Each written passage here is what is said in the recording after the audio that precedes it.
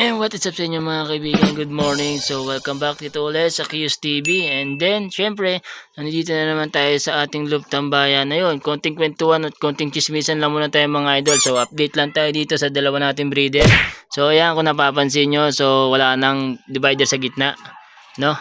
So pinagsama na natin sila kasi nakikita ko parang ganun pa rin mga kaibigan. So parang walang improvement kahit na pinag-iwalay natin sila. So ganyan lang yung sitwasyon nila mga kaibigan. Ayan o. So ayan lang, ganyan lang. Walang improvement, walang sign na nag-aasawan o nagpaparasan sila. So until now, nandoon pa rin sila sa sitwasyon na parang nagliligawan o kailangan magustuhan pa rin nila yung isa't isa, no? So ayan. So titignan natin kung magpaparesa sila, guys. Pag hindi sila nagpares, guys, so wala tayong magagawa kundi baklasin na lang natin sila, hindi hahanapan natin sila ng kanya-kanyang pares, no? So baka doon pa sila maging magpares agad at mag-provide ng itlog sa atin, no? So ganoon yung possible na pwede natin gawin dito sa dalawa na to pag hindi pa rin to nagpares to mga kaibigan, no? So yun nga talaga mga kaibigan, no? So minsan hindi talaga natin mapipilit yung mga bagay-bagay, no? So parang katulad lang yan ng jowa mo, mahal na mahal mo yung jowa mo pero ikaw hindi ka mahal ng jowa mo. Parang ganoon lang to mga kaibigan, no? So hindi natin pwede pilitin yung mga bagay-bagay kahit na gusto natin kung ayaw naman ng iba. So yun lang mga kaibigan, so nagkakahugutan na nga ho tayo dito. So baka kung saan pa tayo mapunta, no?